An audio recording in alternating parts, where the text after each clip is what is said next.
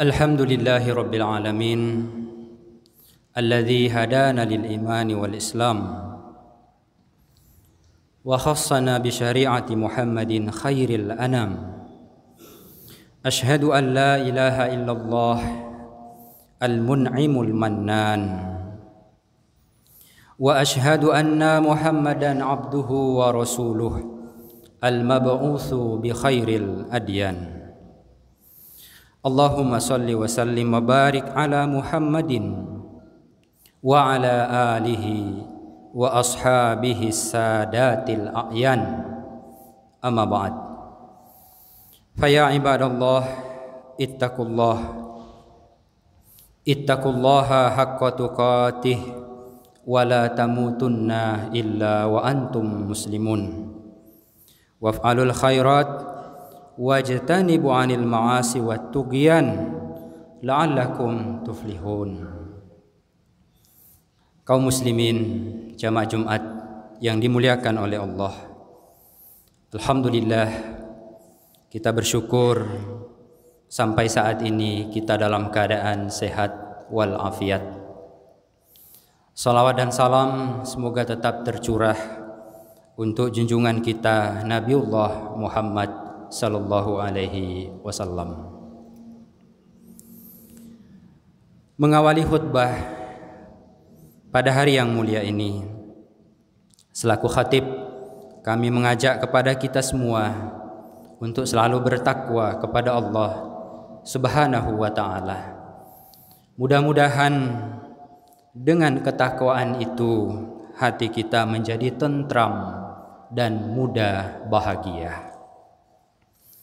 Jamaah Jumat yang berbahagia, sebentar lagi kita memasuki bulan suci Ramadan. Tentu kita sudah menyiapkan banyak hal untuk menyambut bulan yang mulia itu, baik persiapan-persiapan fisik termasuk juga persiapan psikis. Jamaah yang berbahagia, manusia terdiri dari dua unsur, yaitu badan yang berasal dari nutfah dan jiwa yang berasal dari ruh Allah.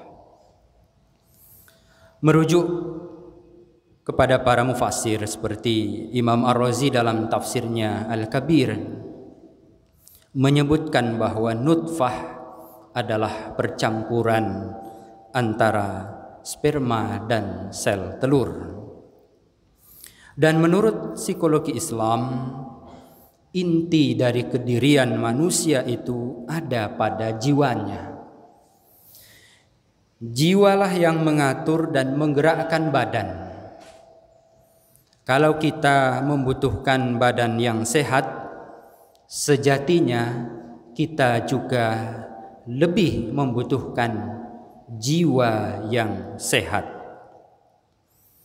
Sebuah cerita tentang jiwa dan pengaruhnya pada perilaku sikap seseorang termaktub dalam Sunan Ibnu Majah nomor 2132,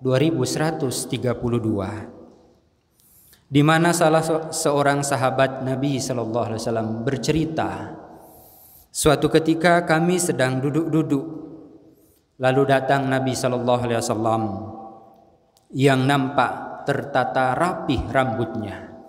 Di dalam teks hadis itu disebutkan wa ala ra'sihi atharu ma'in.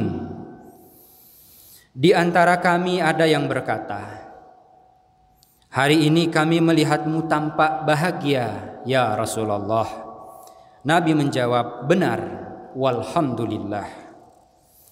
Setelah itu orang-orang kemudian hanyut dalam perbincangan terkait dengan kekayaan.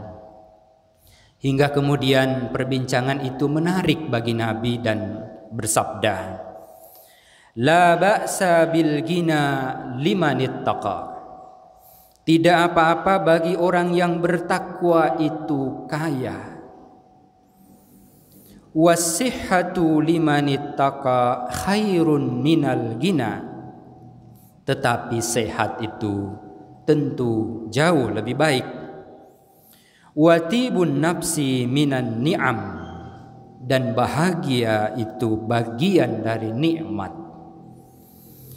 Kaum muslimin jamaah Jumat yang dimuliakan oleh Allah, riwayat tersebut mengisyaratkan pentingnya bahagia yang sumbernya tentu berasal dari jiwa kita masing-masing.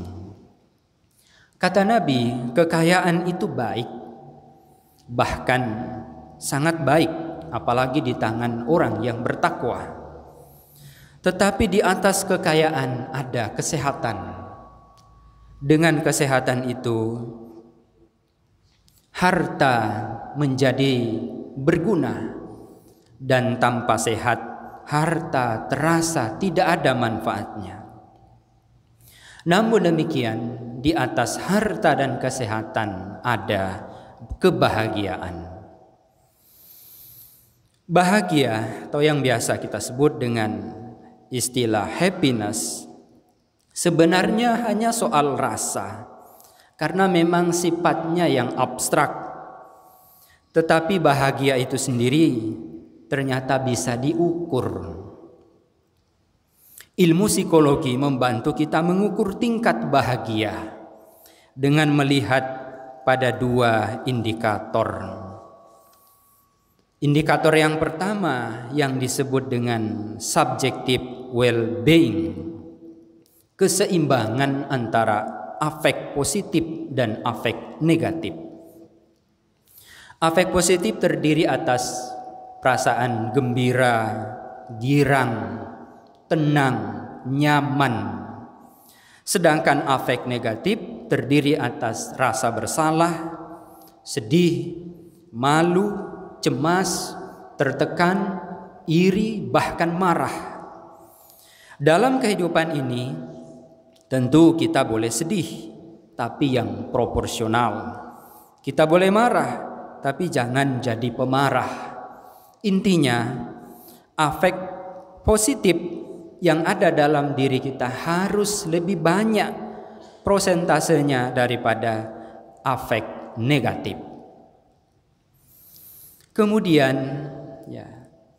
indikator yang kedua yang disebut dengan life satisfaction atau istilahnya kepuasan hidup, yang diukur dari dua sisi, yaitu global dan spesifik. Kepuasan global menyangkut masa lalu, masa sekarang, dan masa depan. Seberapa puas kita dengan masa lalu, masa sekarang, dan masa depan, sebesar itulah kebahagiaan yang bisa kita rasakan. Kemudian ada juga kepuasan spesifik menyangkut pekerjaan, keluarga, waktu luang, kesehatan, keuangan, dan kelompok sosial. Seberapa puas seseorang terhadap 6 aspek itu, sebesar itulah tingkat kebahagiaan yang bisa dia raih dalam hidupnya. Sementara kalau menurut perspektif psikologi Islam, bahagia dapat diukur dari rasa syukur, pasangan hidup yang menyenangkan, anak-anak yang soleh dan solehah, lingkungan yang nyaman, harta yang halal. Syukur identik dengan terima kasih. Terima kasih. Setelah kita menerima, berikutnya kasih, memberi. Mereka yang bersyukur adalah yang terbiasa menerima dan bisa mengasih atau memberikan. Nabi SAW bersabda, "La yashkurullaha," tidak bersyukur kepada Allah, "man la yashkurun nas," orang yang tidak bisa berterima kasih pada sesamanya manusia. Terkait bahagia, konsepnya jelas, tetapi tidak mudah menerapkannya. Tidak jarang kita dikagetkan oleh berita sosok publik figur yang menurut anggapan kita, menurut anggapan banyak orang, dia memiliki semua yang diinginkan oleh manusia.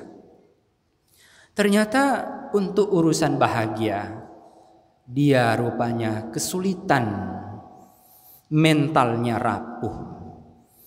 Kaum muslimin jamaah Jumat yang dimuliakan oleh Allah, kenapa manusia atau orang sulit bahagia? Pertama, di antaranya, pertama karena terbatasnya green space, ruang hijau. Manusia modern banyak yang tinggal di perkotaan, penuh dengan stimulasi audio dan visual, menyebabkan otak sulit beristirahat. Kesulitan beristirahat memicu hipertensi, mudah marah. Berbeda dengan mereka yang tinggal dekat alam, hidupnya lebih sehat, mentalnya lebih stabil. Mereka mendapatkan limpahan energi positif dari alam. Sehingga solusinya, meski hidup di kota, kita harus mengupayakan lingkungan yang hijau dan komitmen pada jam istirahat. Kita kembali pada konsep Qur'ani. Waja'alnal laila libasa. Jadikan malam hari untuk istirahat.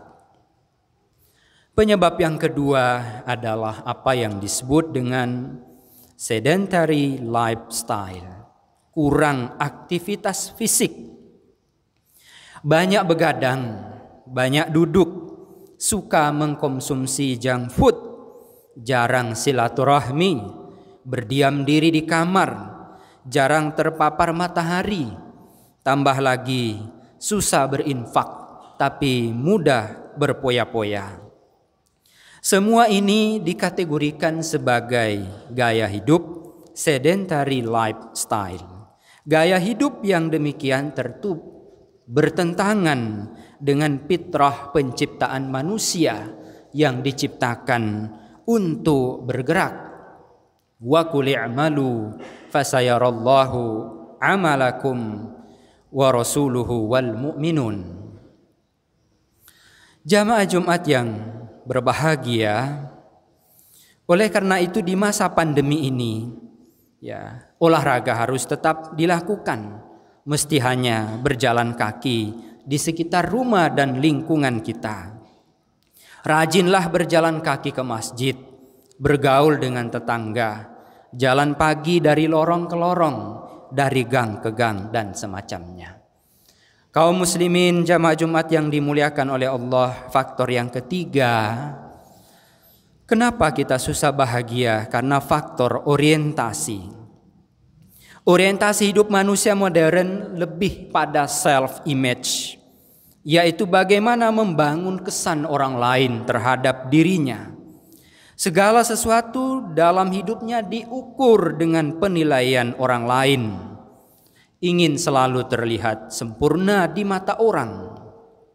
Karena itu mereka berusaha dan terus berusaha meninggikan bangunan sel konsep, kesan terhadap diri sendiri. Akibatnya, hidup tidak bahagia, mudah gelisah. Perilaku seperti itu kita jumpai antara lain di media sosial. Tidak sedikit saat di sosmed tampak sempurna citra fisik, psikis, dan sosialnya. Tetapi dalam kehidupan nyata ternyata bertolak belakang. Jamaah Jumat yang berbahagia, mudah-mudahan kita semua bisa mengupayakan lingkungan yang hijau, terhindar dari gaya hidup sedentary lifestyle, serta memiliki orientasi yang hakiki, yaitu Allah Subhanahu wa ta'ala. Barakallahu li wa lakum wa lisairil muslimina fil Qur'an, wa nafa'ni wa iyyakum bima fihi, wa taqabbal minna tilawatahu wa tadabburahu wa ta'limahu, innahu huwal ghafurur rahim.